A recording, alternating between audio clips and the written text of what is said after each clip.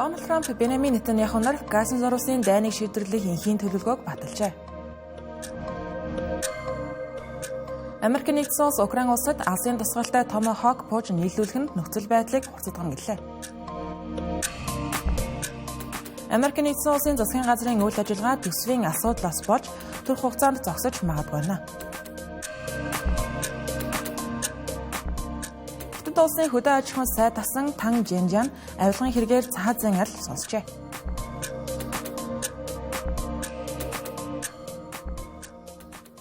Арам төгөө зэгчтэй Тэнгэр телевизийн гадаад мэдээний хөтөлбөр та бүхэнд хүрч байна. Бид олон улсад болж байгаа онцлог үйл явдлуудаас таймлан хүрэх болно.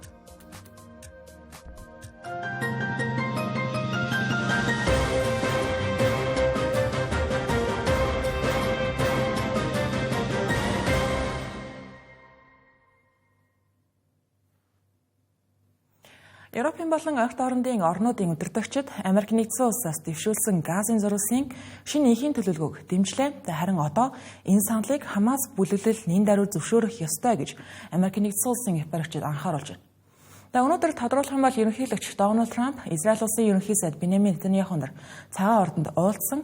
Энэхүү уулзалтын үеэр танилцуулагдсан энэхүү төлөвлөгөө нь тэдний тохиролцсон хувилбар байгаа. Үүнд цэргийн ажиллагааг шууд зогсоох 72 цагийн дотор Хамас бүлэглэл амьд байгаа 20 Израиль барьцааны хүнийг болон нас барсан байж болзошгүй 10-аад хүний зогцыг буцааж хүлээлгэн өгөхийг шаардсан байна. Үүний хариуд Израиль Палестин хоригдлуудыг судлах байна. Түүнчлэн Хамас бүлэглэлийг Газын зурвасын засаглалд ямар ч хэлбэрээр оролцохгүй байхыг шаардсан байна. Цаашдаа Палестины тусгаар улс байгуулах боломжийг нээлттэй үлдээж байгаа гэдгээр мөн онцлог байна. Гэхдээ хэрв Хамас бүлэглэл энэхүү саналыг зөвшөөрөхгүй бол Америк нэгдсэн улс Израильд бүрэн дэмжлэг үзүүлж Хамасын аюулыг бүрмөсөн устгах ажиллагааг нь үргэлжлүүлэх болно гэж мэдэгдэж байна.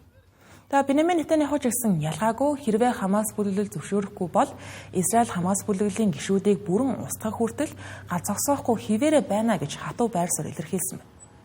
Палестины автономат удирдлага шинэ энхийн төлөвлөгөөг сайнаар хүлээн авч байх шиг байна. Хэвлэлийн мэдээнд Палестины цэцэглэгээ дайныг дуусгах хүмүүлийн тусламжийг хөнгөлөлтөй хүргэх, барьцаалагдсан хүмүүс болон хоригдлуудыг суллахын тулд Америк нэгдсэн улс тэргүүтээ бүс нутгийн түншүүдтэй хамтран ажиллагаа мэдэгдсэн байна. Түүнчлэн Арабын нэгдсэн Эмират улс, Сауди Араб, Катар, Египт, Йордан, Турк, Индонез, Пакистаны гадаад хэргийн сайд нарын хамтарсан мэдэгдэлд Дональд Трампын цэцэглэгаанд талархал илэрхийлж Америк нэгдсэн улстай хамтран гэрээг эцэслэн хэрэгжүүлэхэд бэлэн гэдгийг илэрхийлсэн байна. Гэхдээ эдгээр улсууд цаашдаа энэхүү энхийн төлөвлөгөө нь хоёр улсын шийдэлд хүрч Газын зурвасыг баруун эрэхтэй бүрэн нэгтгэсэн Палестины улсыг байгуулах алхам болно гэж харж байгаа. Европын улс орнуудын төлөөлөл Европын зөвлөлийн ерөнхийлөгч Антонио Костагийн хувьд мөн адил эерэг байр суурь илэрхийлж байна. Тэрээр бүх тал энэ боломжийг ашиглан их тайван тогтоох хэрэгтэй гэж уриалж байгаа юм. Мөн Их Британи улсын одоогийн ерөнхий сайд Кир Стармер бүх талууд хамтран ажиллаж энэхүү гэрээг бодит болох ёстой гэж мэдгсэн. Мөн Хамас бүлэглэлийг зэсгээ хурааж үлдсэн барьцаалагчдыг суллахыг уриалсан байна. Түүнчлэн Франц улсын ерөнхийлөгч Эммануэль Макрон, Итали улсын ерөнхий сайд Жоржа Мелани нар ч гэсэн ялгаагүй энэхүү төлөвлөгөөг дэмжиж энэ нь бүс нутагт урт хугацааны их тайван тогтоох боломжоо гэж онцолсон байна. Төлөвлөгөө хэрэгцсэн тохиолдолд цэргийн ажиллагаа шууд зогсно, байлдааны шугамыг зарцаах, Хамас бүлэглэл зэсгээ хураах, мөн хонгил болон зэвсэг үйлдвэрлэлийн байгууламжуудыг устгахыг заасан байна. Израиль улсын зүгээс барьцаалагчдын цогцыг гаргаж өгсөн тохиолдолд нэг бүрийнх нь хариуд 15 Палестин хүний Палестин хоригдлуудын шарилыг буцааж өгөхөөр тусгасан байна. Мөн төлөвлөгөө хэрэгцсэн даруйд Газын зурвас руу бүрэн хэмжээний хүмүүнлэгийн тусламж нэвтрүүлэхийг амласан байна. Цаашлаад Газын зурвасын төр засаглалыг нам биш Палестин мэргэжилтнүүдийн хороо удирдах энхийн зөвлөл гэх нэртэйгээр олон улсын байгууллага хяналт тавих юм байна. Энэхүү зөвлөлийг Дональд Трамп толгойлно. Британи улсын ерөнхий сайд асан Тони Блэр мөн гишүүнээр нь ажиллах юм байна. Мөн төлөвлөгөөнд Израиль Газын зурвасыг эзлэхгүй харин цэргээ үе шаттайгаар татна гэж заасан. Мөн өмнөх энхийн төлөвлөгөөнүүдээс ялгаатай Палестинчуудыг газар нутгаас нь хөөн зайлуулахгүй байх, харин Газын зурвасын ирээдүг хамтдаа бүтээх боломжийг олгоно гэж тодорхойлсон байна. Гэсэн хэдий ч Хамас бүлэглэлийн төлөөлөгчид Израилийн бүрэн цэргийн таталтолон палестинчуудын их ашиг хамгаалагдах ёстой гэж мэдэгдэж байна. За мөн зэвсгээс татгалзах асуудал зөвхөн 1967 оны хил дээр үндэслэсэн тусгаар улсыг байгуулах улс төрийн шийдвэрийн хүрээнд яригдана гэж үзэж байгаа. Тиймээс байр суурьаа одоо өөрчлөх хэсэг нь эргэлзээтэй тодорхойгүй хэвээр тэдний хариу үйлдэлийг бүх оролцогч зууршлагч талууд анхааралтай хүлээж байгаа юм. Орос улбаны улсын эрх баригчид Америкийн нэгдсэн улс Украинд Tomahawk далавчид пуужинг нийлүүлэх эсхийг анхааралтай ажиглаж байна. Ийм алхам нь Украиныг Орос улбаны улсын газар нутгийн гүнд зохилт өгөх боломжтой болгоно. Энэ нь өөрөө хоёр улсын хоорондох зөрчилдөөний хурцтмал байдлыг эрс нэмэгдүүлэх аюултай гэж Кремлээс анхааруулж байна. Энэ 7 хоногийн ихээр Америкийн нэгдсэн улсын дэд ерөнхийлөгч JD Vance Вашингтон Киевийн тавьсан хүсэлтийг авч үзэж байгаа тухай хэлсэн бол ерөнхийлөгч Дональд Трамп эцсийн шийдвэрээ хараахан гаргаагүй байгаа. Тэгэхээр дайны цар хүрээг нэмж дамжуулахаас болгоомжуулж байгаа чиглэлээ Орос улбаны улс Украин аль нь гал зогсоохоос татгалзаж байгаа учраас түүний Украины дайны талаар мөн Орос улбаны улсыг чиглэсэн байр суурь хандлагыг сүүлийн үед улам хурц зарим тохиолдолд сүрдүүлсэн шинжтэй болгоход хүрэж байгаа. Tomahawk нь 2500 км хүртэлх зайд оновчтой цохилт өгөх чадвартай. Украины нутаг дэвсгэрээс харах юм бол Москва тэргүүтээ Европын Орос улбаны улсын ихэнх газар нутгийг хамрах боломжтой байгаа. Украин улсын ерөнхийлөгч Володимир Зеленский өнгөрсөн 7 хоногт Орос улбаны улсын газар нутгийн гүндэх зэвсгийн агуулмжууд руу цохилт өгөхөө бол анхааруулж байсан. Мөн Кремлийн хэвлэлийн төлөөлөгч Дмитрий Песков JD Vance-ийн мэдээллийн талаар асуусан сэтгүүлчийн асуултанд хариулахдаа эдгээр пуужинг зөвхөн украинчууд өөрсдөө харуулж чадах уу эсвэл Америк цэргүүд заавал оролцох уу эсэх нь тодорхойгүй байна. Мөн байлдааны байг хэн тогтоох вэ? Америкчуудаа украинчуудаа гэх мэтчлэн олон асуултууд байгаа учраас ихээхэн дүүн шинжилгээ хэрэгцээ яриа шаардлагатай гэж анхааруулсан байна. Түүнчлэн Оросын улбаны улсын батлан хамгааллын байнгын хорооны дарга Андрей Карпатолов мөн адил анхааруулгын мэдээлэл хийж хэрвээ Америк мэргэжилтнүүд Украинд Tomahawk пуужинг ашиглахад туслах юм бол Москва тэднийг шууд бай болно гэж үзсэн байна. Америкийн нэгдсэн улсын ерөнхийлөгчийн тусгай төлөөлөгч Кит Келлог ням гарагт мэдээлэл өгөхдөө Дональд Трамп Киевийг одоо урт зайн цохилт өгөх чадвартай болох ёстой гэж үзэж эхэлсэн талаар мэдээлж байсан. Өнгөрсөн 7 хоногт нэгдсэн үндэсний байгууллагын ерөнхий ассамблеийн чуулганы дараа ерөнхийлөгч Дональд Трамп, ерөнхийлөгч Володимир Зеленский нар уулзах үеэр Дональд Трамп Украин улсыг Орос улбаны улсад эзлэгдсэн газар нутгаа эргүүлэн буцаан авах боломжтой гэж хүртэл мэдээлж байсан. Энэ мэтчлэн сүүлийн үед Дональд Трампын байр суурь өөрчлөгдөж байхад Кремлийн байр суурь өөрчлөгдөөгүй хэвээр Дмитрий Песковын хэлж байгаагаар Tomahawk нийлүүлсэн ч бай, нийлүүлээгүй ч бай фронтын нөхцөл байдлыг өөрчлөх зүйл гарахгүй. Одоогийн нөхцөл байдалд ямар ч пуужин байсан Орос улбаны улсын арим зүүн Украинд аажмаар боловч тогтвортой ахиц гаргасаар байна гэж хэлсэн байгаа юм.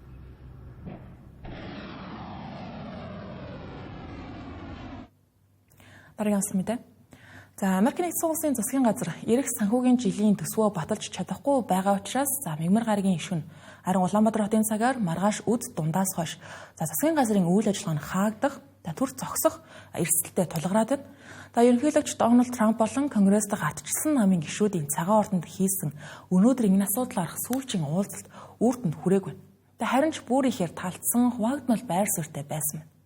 Бүгд найрамдагчид турх хугацааны санхүүжилтийн хуулийг баталж зарлагаа одоогийн түвшинд үлдээхийг санал болгож байгаа. Дональд Трампын засаглалгааны хувьд аль хэдийн төсвийн таналт хийж эхэлсэн байна. Харин атчилсан нам ийм арга барилыг талсан зогсоож бага орлоготой иргэдийн эрүүл мэндийн даатгалын татаасыг шинжилэн сунхыг шаардаж байгаа юм байна. Нөхцөл байдлыг бүр чихээр хүндрүүлж байгаа нь үйл явдал байгаа нь зарим бүгд найрамдагчид засгийн газрын үйл ажиллагааг урт хугацаагаар зогсоохож гэсэн бэлэн байгаа явдал. Дональд Трампын засаглалгааны төсвийн дарга саяхан гаргасан баримт бичигт хаалтын үеэр шаардлагагүй хэмээн үзсэн агентлаг албан тушаалд байнгын таналт хийх төлөвлөгөөтэй байгаа гэдгийг дурдсан байна. Конгресс дахь ардчилсан намын удирдагч Шумерийн хувьд энэ үйлдэлийг айлгын сүрдүүлэлттэй гэж буруутгасан байна. Мөн ардчилсан намын удирдагчид өөрсдийн сонгогчдын зүгээс ч гэсэн дарамттай тулгарч байгаа. Өнгөрсөн 3 дугаар сард тэд бүгд найрамдагчдтай 6 сарын төсвийн тохиролцоонд хүрснээр нам дотроо ширүүхэн шүүмжлэлт өртөж яасан. Тийм учраас энэ удаад илүү хатуу байр суурийтайгаар бүгд найрамдагчдын эсрэг зогсох ёстой болж байна гэсэн. Төрийн байгууллагуудын үйл ажиллагаа зогсох энэ явцыг үргэлжлэх юм бол шаардлагатай ангилалд багтсан олон үйлчилгээ зогсно. Үүнд хүнсний тусламж, оюутны зээл, холбооны сургууль болон цэцэрлэгийн хөтөлбөрүүд үндэсний цэцэрлэг түрээлэнгийн үйл ажиллагааны хүртэл өөрчлөлт орох байна. Мөн хил хамгаалалт, цагдаа, нийслэлийн удирдлага, яаралтай тусламжийн эмнэлгүүд зэрэг шаардлагатай өөрчлөлтөнд ажиллах жилээ олон ажилтан цалингүй төрөх хугацаагаар чөлөөлөгдөд хүрнэ. Хамгийн сүүлд 2018 онд болсон засгийн газрын үйл ажиллагаа зогссон үйл явц нь 35 хоног үргэлжлэж байсан. Тухайн үед Америк нэгдсэн улсын түүхэнд хамгийн урт хугацааны ажил хаялт болсон байдаг. Тухайн үед агаарын хөдөлгөөний хяналтын ажилтнууд ажилдаа ирэхээ болж ажил хаялт зарлаж эхэлснээр улс орон даяар томоохон хямралыг дагуулж байсан. Энэ удаагийн маргаан ч гэсэн мөн тодорхой биш. Хизээ дуусах нь мэдэгдэхгүй байна. Хэрвээ талууд тохиролцоонд хүрэхгүй бол маргааш үр дүндээс эхлэн Америк нэгдсэн улс 7 жилийн дараа анхны хаалтаа хийх болж байна гэсэн. Энэ нөрөө төрийн үйл ажиллагаа, иргэдийн амьдрал, эдийн засагт олон талаараа сөрөг нөлөө үзүүлэх юм. Бүгд найрамдагчдад ард улсын жилийн мужийн Чанчуу хотын дунд шатны шүүхийн мэдэгдснээр хөдөө аж ахуй хөдөөгийн хөгжлийн сайд асан Тан Жэнжан авилгын эрхт буруутай гэж үзэгдэн 2 жилийн нөхцөлтэй цаазаар авах ял авсан байна. Шүүхийн шийдвэрийн дагуу түүний бүх хувийн хөрөнгийг хурааж улс төрийн эрхийг бүх насаар нь хассан байгаа. Мөн хууль бус аргаар олсонгийг 268 сая юан буюу 37.7 сая $, хөрөнгө түүний хүү мөн олсон ашиг сонирхол бүхий хөрөнгийг улсын сонд шилжүүлэхийг тогтоосон байна. Хятад улсад 2 жилийн нөхцөлтэй цаазаар авах ял авсан тохиолдолд тухайн хүн энэ хугацаанд дахин хэрэг зөрчил гаргахгүй бол ялыг бүх насаар нь хорих ял болгон хөнгөрүүлдэг байгаа. Сайн авир зан гаргах юм бол цаашлаад хугацаанд багасгах боломж гэсэн байдаг. Шүүхийн тогтоол ясаар Тан Жэнжан 2007-оос 2024 оны хооронд Гансу мужийн захирагч мөн хөдөө аж ахуй хөдөөгийн хөгжлийн сайдын албан тушаалыг хашахдаа өөрийн бүрэн эрх мэдлээ ашиглан хүмүүс болон байгууллагуудад бизнесийн гэрээ байгуулах, төсөл хариуцах, ажилд томилох зэрэг олон асуудлаар давуу байдал олгосон гэж байна. Үүний хариуц тэрээр авилгын хэлбэрээр маш их хэмжээний мөнгө хүлээн авсан байгаа тогтоогдсон байна. Шүүхийн шийдвэрт Тан Жэнжан авилгын гэмт хэрэг үйлдсэн болох нь нотлогдсон, авилгын хэмжээ үлэмж их байсан тул улс ард түмэнд асар их хохирол учруулсан. Иймээс цаазаар авах ялыг оноохоос өөр арга байгаагүй гэж дурдсан байна. Гэсэн ч буруут нь хэрэг хүлээн зөвшөөрч мөрдөн шалгагдаагүй зарим авилгын баримтыг сайн дураараа мэдүүлсэн. Мөн хууль бус хөрөнгөө буцаан өгсөн учраас ялын хөнгөлөлт үзүүлсэн гэж дурдсан байна. Өдгөө 63 настай Тан Жэнжан нь Чүнцийн хотод төрж 1983 онд төрийн албанд ажиллаж эхэлсэн. 1991 онд Хятадын коммунист намд элсэн байдаг. Тэрээр хөдөө аж ахуйн салбарт олон 10 жил ажиллаж сайдын түвшинд твсэн түүнийг 2024 оны 5 дугаар сард намын дэг журам болон улсын хуулийг ноцтой зөрчсөн гэж албан ёсоор шалгаж эхэлсэн байдаг. Үүнээс 6 сарын дараа коммунист намаас хөөж төрийн албанаас чөлөөлсөн байдаг. Харин энэ оны 4 дугаар сард авилгын гэмт хэрэгт яллагдагчаар татагдж 7 дугаар сард шүүх хурал нээлттэй болж өнгөрсөн. Тан Жэнжанд оноосон энэхүү ял нь Хятадын авилгын эсрэг өргөн хүрээтэй компанид ажлын хүрээний нэг хэсэг. Сүүлийн жилүүдэд нам төрийн өндөр албан тушаалтнуудыг чиглэсэн ийм төрлийн мөрдөн шалгалт эрчимжиж байгаа. Мөн авилга эрх мэдлээ уруулан ашигласан хэрэгт хариуцлага тооцох бодлого улам чангарах болоод байгаа юм. Азийн хөгжлийн банк 9 сарын шинжилсэн Asian Development Outlook буюу Азийн хөгжлийн төлөв байдал тайландаа Азийн хөгжиж байгаа орнууд болон Номхон далайн бүсийн эдийн засгийн өсөлтийн төлөвийг энэ жил 0.1, эх жил 0.21%-аар бууруулсан болохоо мэдэгдлээ. Үүнд нь Америк нэгдсэн улсын олон улсын худалдаанд тавьсан түүхэн өндөр тарифын нэмэгдэл, худалдааны хязгаарлалтууд, тэдгээрээс үүдэлтэй худалдааны тодорхой бус байдал голчлон нөлөөсөн гэж байна. Тайланд дурдсанаар бүс нутгийн эдийн засаг энэ онд 4.8%, эх онд 4.5% өсөх төлөвтэй байна. Энэ 4-р сард гаргасан 4.9 болон 4.7% таамгаас доош буурсан үзүүлэлт. Инфляцийн тухайд энэ жил хүнс эрчим хүчний үн буурснаар 1.7% болж саарна гэж үзэж байгаа бол эх онд хүнсний үн эргэн өсснөөр инфляц 2.1% болж бага зэрэг өсөх төлөвтэй байгаа юм. Азийн хөгжлийн банкны ерөнхий эдийн засагч Альберт Паркийн тайлантай хамт дайсан үгэнд экспорт болон дотоодын эрэлт хүчтэй байсан учраас энэ жил Азийн улс орнуудын эдийн засгийн өсөлт дэвсгэртэй байж чадсан. Гэхдээ гадаад орчны нөлөө бүхий хүчин зүйлсүүд ирээдүйн төлөвт сөргөөр нөлөөлж байна гэж анхааруулсан. Эдийн засгийн төлөвийг онцлох улс орнуудаар нь харах юм бол Америк нэгдсэн улсын тариф энэтхэг болон зүүн өмнөд Азийн улс орнуудад хамгийн ихээр нөлөө үзүүлсэн байна. Америк нэгдсэн улс энэтхэг улсын экспортыг энэ 8 дугаар сараас хойш өндөр тарифтай болгосон. Энэхүү улсын эдийн засгийн өсөлтөнд дарамт үзүүлэхээр байгаа юм байна. Азийн хөгжлийн банкны тайланд дурдсанаар энэтхэгийн эдийн засгийн өсөлтийн таамгийг энэ олон эх жилд 6.5% болгож бууруулсан. Энэ нь өмнөх 4-р сарын тайлантай харьцуулахад 6.7 болон 6.8% таамгаас буурсан үзүүлэлт. Харин зүүн өмнөд Азийн улс орнуудын эдийн засгийн таамаг хамгийн ихээр буурч бүсийн өсөлт энэ онд болон эх онд тус бүр 4.3% болж буурахаар энэ өмнөх таамгаас 0.41%-аар доош унсан үзүүлэлт. Харин Төв Аз болон Номхон далайн улс орнуудын хувьд зарим тохиолдолд өссөн буурсан өөрчлөлтүүд гарсан байна. Тухайлбал Кавказ Төв Азийн өсөлтийн төлөв энэ жил 5.5% болж бага зэрэг нэмэгдсэн ч гэлээ эх жил 0.1%-аар буурч 4.9% болох юм байна. Энэ зарим орны нефт, хийн үйлдвэрлэл багассантай холбоотой байгаа юм. Харин Номхон далайн бүсийн эдийн засгийн өсөлтийн таамаг энэ жил уулуурхайн үйлдвэрлэл нэмэгдснээр 0.21%-аар өсөж 4.1% болсон байна. Гэхдээ эх жилийн хувьд түүхийн эдийн олборлол болон экспорт буурах төлөвтэй байгаа учраас өсөлтийн таамгийг 3.4% болгож доошлуулсан байна.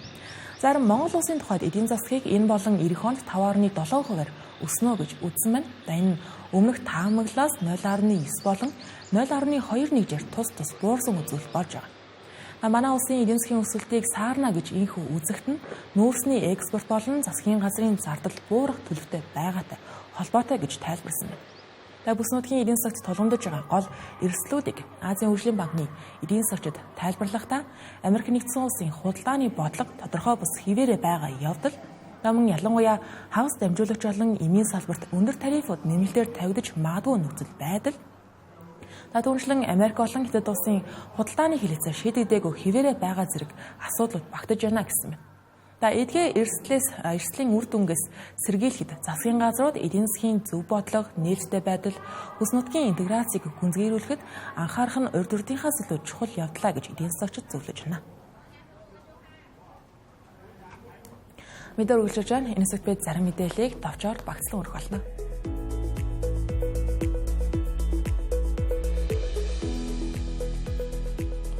Хятадны Вэнжу хотын дунд шатны ардын шүүх Мьянмар төвтэй хууль бус мөрөөдөө тоглоом болон лойрын үйл ажиллагаа явуулдаг 1.4 тэрбум $, сүлжээний хэрэгт холбогдсон 11 хүнд цаазаар авах ял оноосон байна.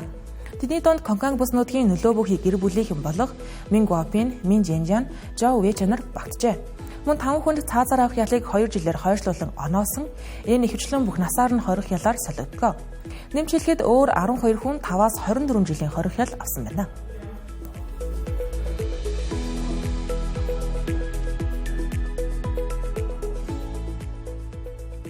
Хятадын засгийн газар эдийн засгийн өсөлтийг дэмжих зорилгоор 500 тэрбум юань буюу 70 тэрбум $-ын бодлогын санхүүгийн хэрэгслийг зах зээлд гаргахаар боллоо. Энэ хөрөнгө нь зам, эрчим хүч, дэд бүтэц, үйлдвэр, хиймэл, оюун ухаан, дижитал эдийн засаг зэрэгтэй холбоотой томоохон төслүүдийг санхүүжүүлэхэд зориулагдана. Их улс өрийг Төв банк болон бондын зах зээлээр дамжуулан босгож, цаашид 5 их найд юань хүртэл хөрөнгийг хувийн сектороос татах боломжтой гэлээ.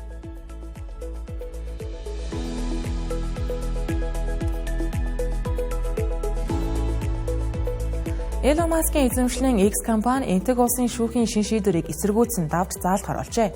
Шүүх X компани New Delhi дэх контент устгах механизмыг шүүмжилсэн нэхэмжлийг хэрэгсэхгүй болгосныг X үзэл бодлоо илэрхийлэх эрхчлөөнд хавцсан үйлдэл гэж үзжээ. Энэтхэгийн засгийн газар хууль бус контентыг хязгаарлах зорилготойгоор 2023 оноос хойш интернет хяналтаа чангатгаж, захим сүлжээн дэх контентыг хүчээр устгах хүсэл гаргах эрх олгосон юм а. X компани энэхүү тогтолцоог хууль зүйн үндэсгүй үндсэн хуулийн заалтыг зөрчсөн гэж үзэж байна.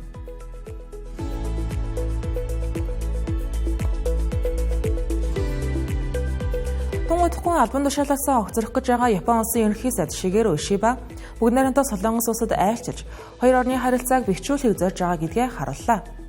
Бүгд найрамдаа Солонгос улсын ерөнхийлөгч Ижемёны урилгаар хийгдсэн энэхүү айлчил нь аюулгүй байдал эдийн засгийн хамтын ажиллагааг батгах зорилготой байна. Ишибагийн 2 өдрийн айлчлал Бусан хотод болж байгаа нь 21 жилийн дараа Япон улсын удирдагч Сөүлээс өөр хотод айлчилж байгаа анхны тохиолдол болж байна. Хамгийн сүүлд 2004 онд Япон улсын ерөнхий сайд Жуничиро Коизуми бүгд найрамдаа Солонгос улсын ерөнхийлөгч Ро Михэнер Чежу арал дээр уулзаж байсан юм а.